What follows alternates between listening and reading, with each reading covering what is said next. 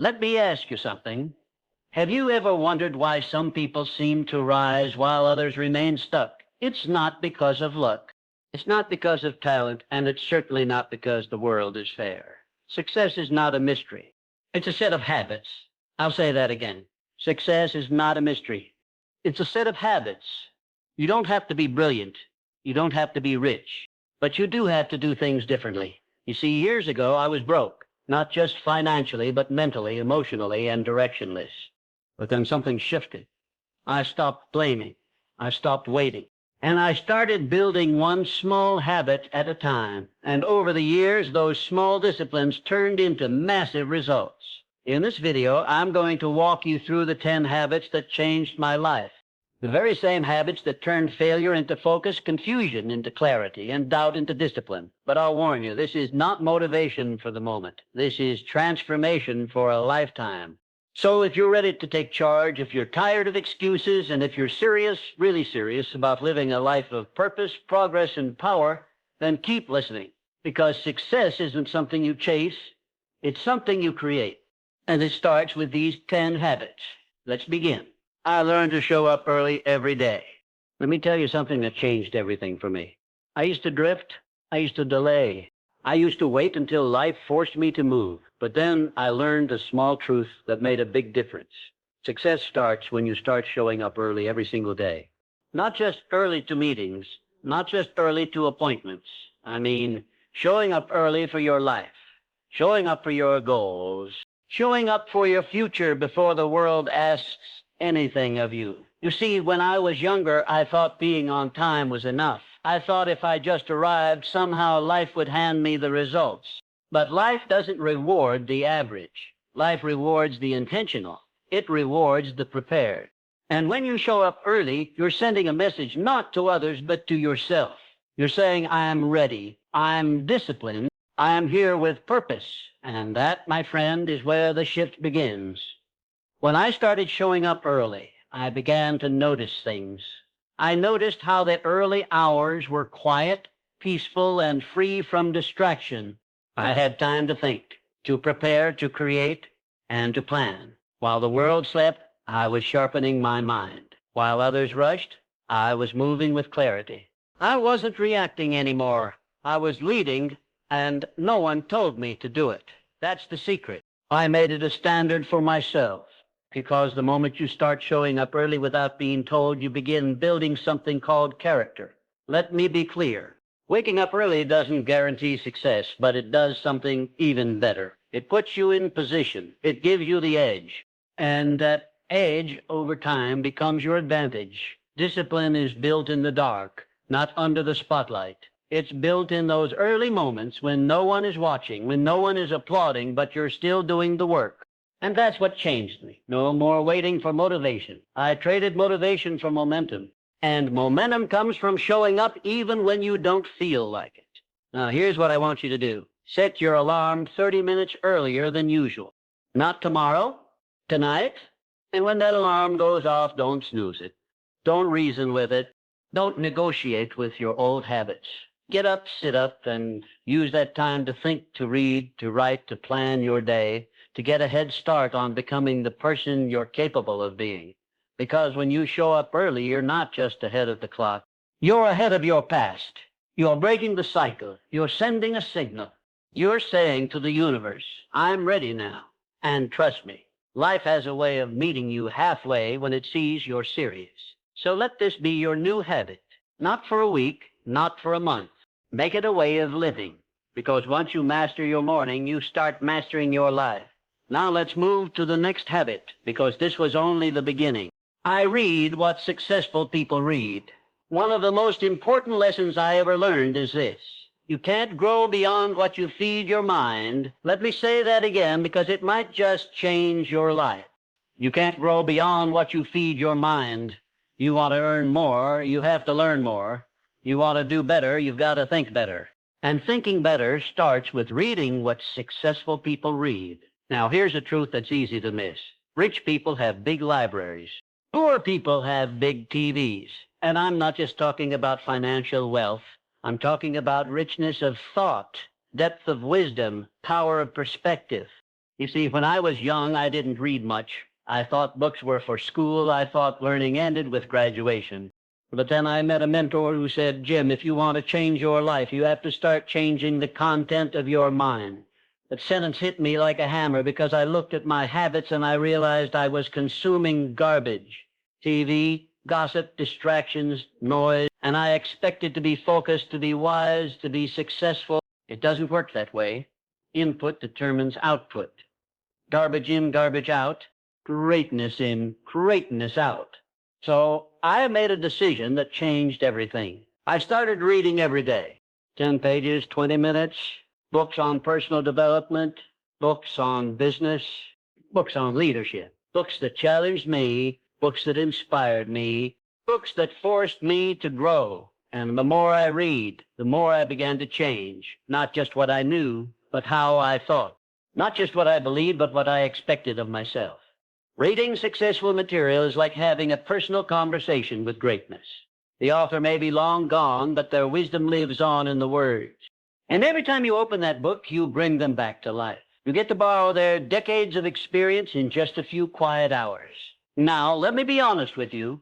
Reading isn't always exciting. It takes discipline. It takes focus.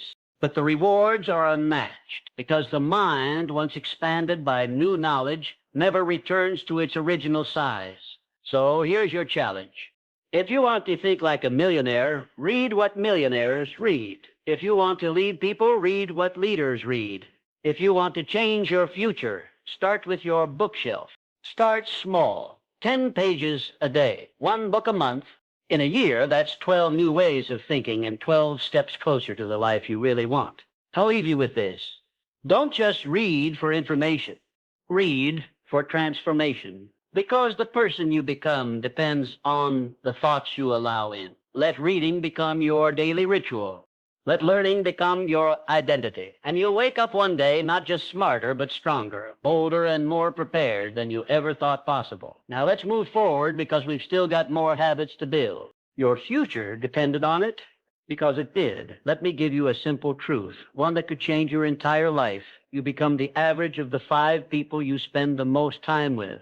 Now that may sound like a clever quote, but I promise you it's a law of life.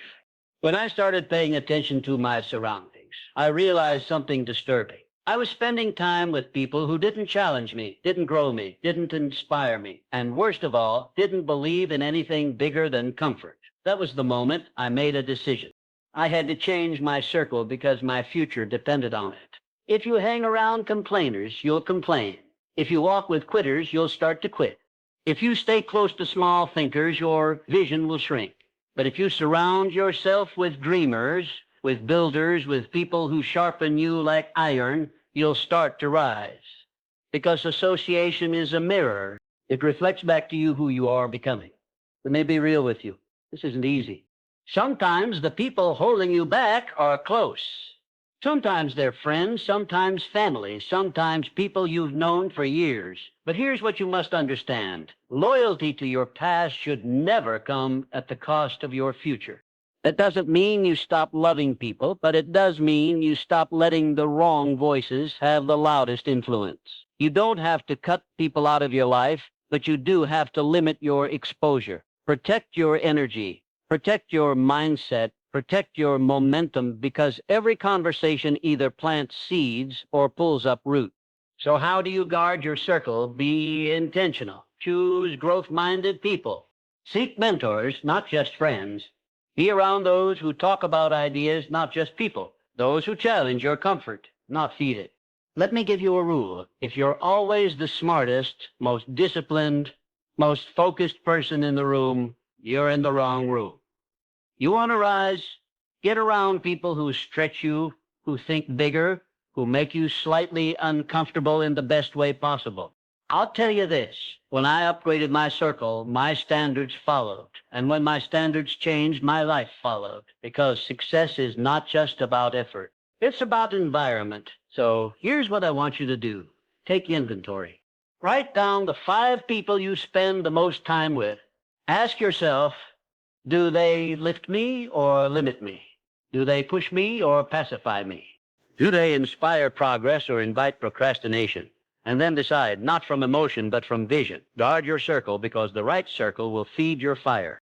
The wrong one will drown your dreams. Be wise with your access, because your future depends on who's speaking into your present. Let's keep going. This journey isn't over yet. The next habit will take us even deeper. I learned to talk to myself better.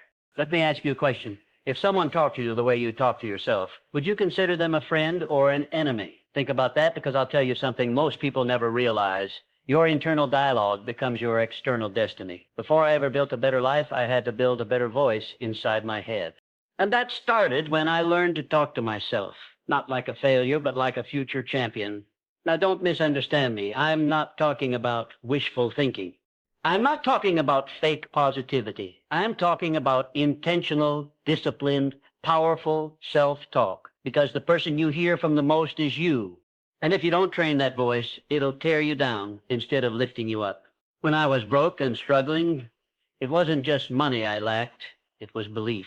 I had this running script in my mind. You're not good enough. You're too late. You'll never catch up.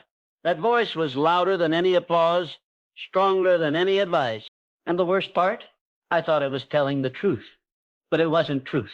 It was training. Bad mental habits. I had rehearsed for years. So I did something radical. I decided to rewrite the script. I started talking to myself like someone I believed in, not someone who was perfect, but someone who was willing. I said, I may not be there yet, but I'm on my way. I've got work to do, but I've got the heart to do it. I'm not stuck. I'm learning. And over time, something amazing happened. My words started changing my thoughts. My thoughts changed my actions, and my actions changed my life. You see, the way you talk to yourself in private, it echoes in your public results. If you call yourself lazy long enough, you'll stop trying. If you call yourself a loser, you'll quit when it gets tough. But if you start calling yourself disciplined, focused, capable, you'll start rising to match that identity. What you say to yourself matters. Every word is a seed. Doubt and you'll grow hesitation. Speak truth and you'll grow power. So here's what I want you to do. Catch the voice. Listen to how you speak to yourself throughout the day. When you hear something negative, stop and correct it. Replace it with something true, something strong, something future-focused. You don't need to be perfect, but you do need to be intentional. Tell yourself, I am worthy of growth. I am building the habits of success. I don't have to be the best. I just have to be better than I was yesterday. Because the most important words in your life aren't the ones others say about you. They're the ones you whisper to yourself in the quiet moments. So learn to talk to yourself better. Not with arrogance, but with assurance. Not with ego, but with expectation. Because if you want to change your world, start by changing your words. Let's move forward. The next habit is one of the most powerful of all. I took full responsibility for everything. There was a moment in my life, a quiet, painful, honest moment when I looked in the mirror and said something I had never said before. Jim, this is your fault. Not the economy, not my boss, not my parents, not bad luck. It's you. And that one moment changed everything. You see, for a long time, I blamed my circumstances. I blamed the past. I blamed the system. But blaming is like rocking in a chair. It gives you something to do, but it doesn't take you anywhere. And here's the truth that most people never want to admit. Nothing changes until you take full responsibility. Now, don't get me wrong. Some things that happened to you weren't your choice, but how you respond, that's all you. What you build from it, that's on you. Where you go from here, that's your move. When I finally took full responsibility, not just for the good things, but for the hard things, I took my power back. Because as long as I kept blaming others, I was giving them control. But the moment I said, this is on me, I became the author again. I picked up the pen. I started rewriting my life. Let me be clear, responsibility doesn't mean guilt. It means ownership. It means saying, I'm not where I want to be, but I'm going. To change that, I've made some bad decisions, but I'm not going to repeat them.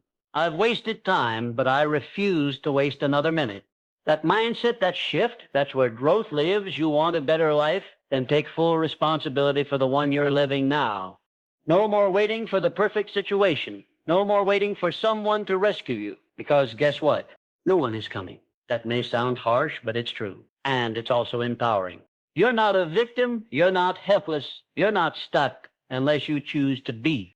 The moment you stop pointing fingers and start building your foundation, your life will begin to change. You'll stop asking, why is this happening to me? And start asking, what can I learn from this? What can I do now? And that question opens doors. So here's your challenge.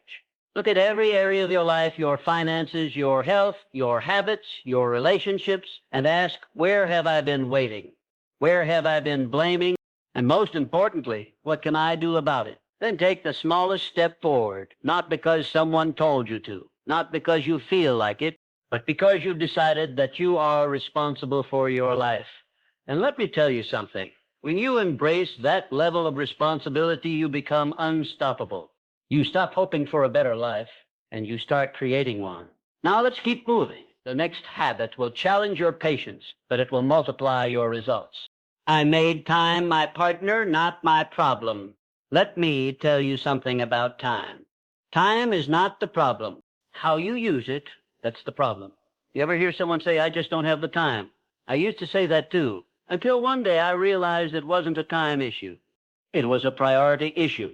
You see, every one of us gets the same 24 hours. The billionaire, the athlete, the artist, the mother, the student, the dreamer, same hours, different results.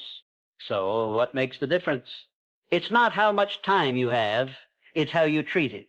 At some point, I stopped looking at time like an enemy, that constant reminder that I was behind. And I started treating time like a partner, a powerful partner, one that if respected would work for me instead of against me. Let me ask you this. What if time isn't chasing you? What if time is waiting on you to wake up, to take charge, to do something intentional? When I changed my relationship with time, my results changed. I started planning my days, not just letting them happen to me. I scheduled my learning. I blocked time for thinking. I even gave myself time to rest on purpose, not by accident. I didn't leave my goals to chance anymore. I put them on the calendar because what gets scheduled gets done. You've got to be ruthless with your time. Not because you're too busy, but because your vision is too valuable. Here's what I learned. You can waste time, or you can invest it. You can drift through the day, or you can direct it. You can let life dictate your schedule, or you can design your day with intention. So how do you make time your partner? You treat every hour like it matters, because it does. You stop living in reaction and you start living in creation. Wake up early. Decide your top 3 priorities for the day. Protect your focus like it's gold, because it is. Let me be clear. You don't need more time. You need better choices in the time you already have. I learned to say no to distractions, to drama, to anything that didn't align with where I was going. Because every yes is a trade. And I stopped trading time for things that didn't move me forward. You want a better life? Then build a better schedule. Not a busier one, a smarter one. So here's your challenge. Tonight, look at tomorrow. Ask yourself what matters most. Then put it on the calendar. Not at the end of the day, at the beginning. As if it's important, it deserves space. And if it's not on the calendar, it's not real. You can master time or be mastered by it. The choice is always yours. So make time your partner and watch how far you go. One powerful, intentional hour at a time.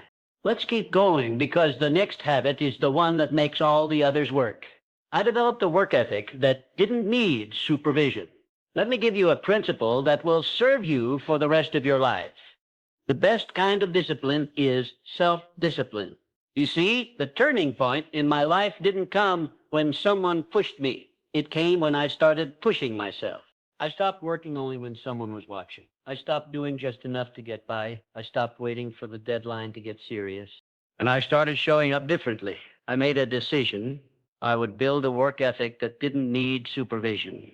No boss, no audience, no applause, just me, my standards, and the future I was building. Because here's the truth. If you need someone to remind you to show up, if you need someone to push you to stay consistent, if you need motivation from the outside, then your results will always be temporary. But when you develop that inner standard, that personal commitment, that quiet fire that says, I work this way because that's who I am, that's when everything starts to change. Let me say this clearly. How you work when no one is watching reveals how far you'll go when everyone is. Success doesn't just ask what you do, it asks how you do it. I started treating every project, big or small, with care. I put excellence into the details, not because I had to, but because I chose to. And you know what happened? Opportunities showed up. People took notice. Doors opened. But even if they hadn't, I still would have done the work because I wasn't doing it for them. I was doing it to become the kind of person I could be proud of. Here's something I want you to remember. Effort is never wasted. Even if no one sees it, you do. And what you build in the dark will one day shine in the light. So how do you develop that kind of work ethic? You stop relying on feeling. You start relying on standards. You build a system. You track your progress. You set goals that stretch you. And you get honest about your habits. No more hiding. No more excuses. No more waiting for perfect conditions because perfect doesn't exist. But progress, that's available every single day if you show up for it. So here's your challenge. Pick one task today. Do it with excellence, even if no one will ever know. Be early. Be focused. Be proud of your work. And then do it again tomorrow, and again the next day until self-discipline becomes your signature. Because in the end, success doesn't belong to the most talented. It belongs to the most consistent, the most committed, the most responsible. Be the person who doesn't need supervision. Be the one who brings excellence every time, every place, no matter what. And I promise you, you'll never need to chase success because it will start chasing you. Well, let's keep going. The next habit is about patience, power, and one of life's greatest multipliers. I developed a work ethic that didn't need supervision. Let me give you a principle that will serve you for the rest of your life. The best kind of discipline is self-discipline. You see, the turning point in my life didn't come when someone pushed me. It came when I started pushing myself.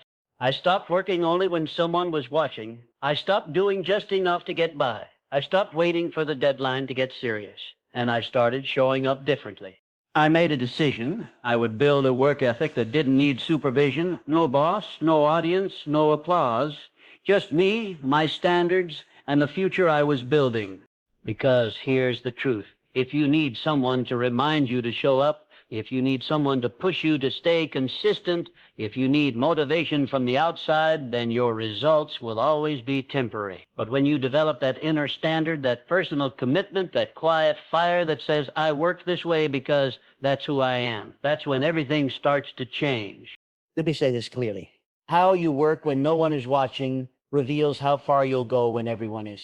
Success doesn't just ask what you do. It asks how you do it. I started treating every project, big or small, with care. I put excellence into the details, not because I had to, but because I chose to. And you know what happened? Opportunities showed up. People took notice. Doors opened. But even if they hadn't, I still would have done the work because I wasn't doing it for them. I was doing it to become the kind of person I could be proud of. Here's something I want you to remember. Effort is never wasted. Even if no one sees it, you do.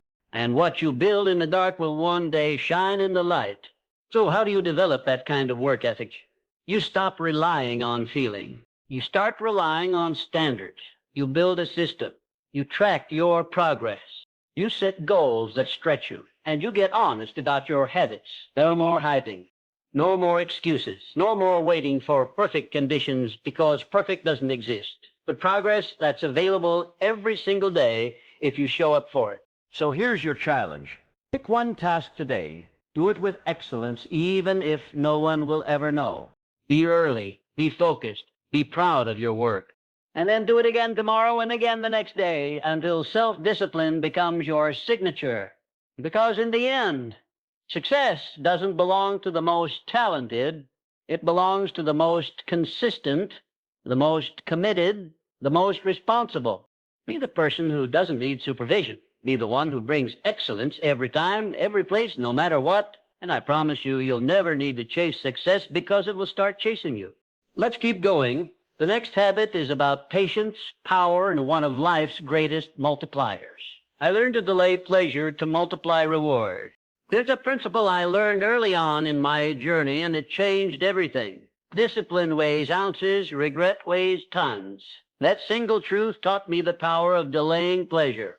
Not denying it, but delaying it, trading what I wanted now for something far more valuable later. You see, most people want success, but they want it without sacrifice. They want the reward, but not the wait. The results, but not the routine. I used to be that way, always reaching for what was easy. A little entertainment here, a little comfort there, one more distraction, one more excuse. And one day I looked around and I realized I was standing still while life was moving forward without me. That's when I learned a new mindset, a simple shift with massive impact. Not now means more later. Every time I resisted the impulse to quit early, every time I skipped the party to focus on the plan, every time I put off a small pleasure in exchange for a long-term gain, I was multiplying my reward. Because here's the truth. Success doesn't go to the most gifted. It goes to the most disciplined, the people who can wait, the people who can sacrifice now, knowing it will pay off later. And that's not easy. Delaying pleasure takes strength. It takes vision. It takes the ability to see beyond today.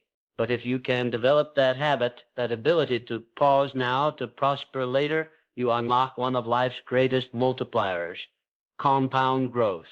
That's what changed my life. While others were wasting hours, I was investing them. While they were spending money to impress, I was saving to build. While they were avoiding discomfort, I was getting stronger through it. And I didn't see the results right away, but I kept going. And eventually, what used to be small sacrifices turned into massive returns. Let me say it this way. Temporary discomfort is the seed of permanent success. You don't grow when everything is easy. You grow when you choose purpose over pleasure, discipline over dopamine, vision over validation. So here's your challenge today. When you're tempted to drift, don't. When you're tempted to quit, don't. When you're tempted to grab the quick fix or the easy route, pause, ask yourself, is this helping me build the future I want, or is it stealing it? And then choose the action that your future self will thank you for. Because here's what I know. When you learn to delay pleasure, you won't just enjoy life more later. You'll earn a life most people only dream about. A life built on discipline, on sacrifice, on purpose. And when that life comes, it's worth every early morning, every focused hour, every time you said, not now, in the name of something greater. Let's move forward, because the next habit is about what you put in, not just into your mind, but into your circle. I practiced gratitude relentlessly, the habit that gave meaning to the journey and multiplied everything else. Let me tell you something that success alone can never give you.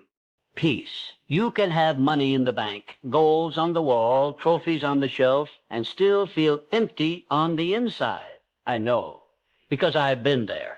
But when I discovered the habit of gratitude, everything changed. Not my circumstances, my perspective. You see, I used to only feel thankful after things went right, after the win, after the reward, after the applause. But real gratitude, the kind that sustains you, the kind that lifts your spirit and anchors your soul, is practiced before the blessing, not just after it.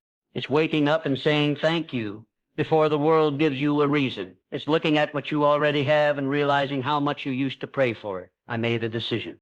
I would become relentless in my gratitude, not casual, not convenient, relentless. Every morning I took time to list what I was thankful for. Health, breath, work, lessons, people, even the challenges, especially the challenges. Because over time I learned this. What you appreciate. Gratitude turns what you have into more than enough. It multiplies joy. It deepens relationships, and it shifts your focus from what's missing to what's meaningful. Gratitude is not weakness, it's strength. It's a perspective that sees the full picture even when things feel incomplete. And here's the irony. The more thankful I became, the more success seemed to show up. Not because I stopped striving, but because I started seeing clearly. I stopped complaining.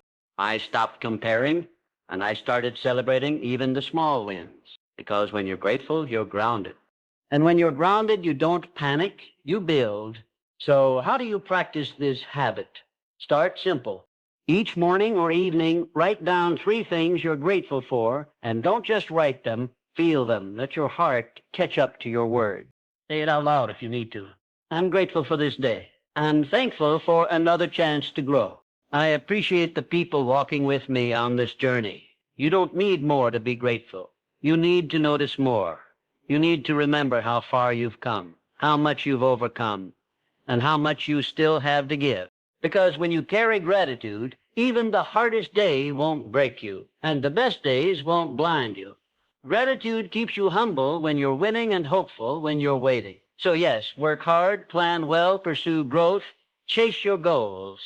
But don't forget to pause, to breathe, to thank, because no matter how far you've got to go, there's always something right in front of you worth appreciating. Let's wrap it up. You've learned 10 habits that changed my life, and if you truly apply them, they can change yours too. But remember this, it's not what you learn, it's what you live. Choose one habit. Start there and begin. Because success doesn't happen in a day, it happens daily. Let's go build the life you were made for. Success is not a secret, it's a system. Let me leave you with this final truth. Success is not a secret, it's a system. It's not hidden in some ancient book. It's not locked away in a vault. It's not reserved for the lucky or the chosen few. It's built habit by habit, day by day, choice by choice, and you now have the blueprint. You've just heard 10 habits, 10 simple, powerful disciplines that changed my life.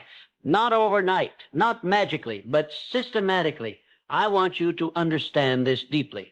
The people who succeed in life aren't the ones who have it the easiest. They're the ones who build the strongest system. A system of showing up early, of feeding the mind, of protecting your circle, of speaking life into yourself, of taking responsibility, of mastering time, of working with purpose, of choosing discipline over distraction, of growing deeper, not just wider, and of practicing relentless gratitude. That system, if you work it, will work for you. It doesn't matter your background. It doesn't matter your age. It doesn't matter what went wrong in the past. Because success doesn't ask where you started. It asks where you're going. And more importantly, what are you willing to do daily to get there? So here's my final challenge to you. Don't just listen. Don't just take notes. Don't just nod your head and move on. Choose one habit. Start living it today. Then stack another and another and another until your system becomes unshakable, until success isn't something you hope for. It's something you've earned. Because success is not about the big moment. It's about the small ones repeated with excellence and intention. No more waiting. No more wishing. It's time to build. You have what you need. You know what to do. So go out there and become the person who doesn't need motivation to move, because you've built the system to win every single day.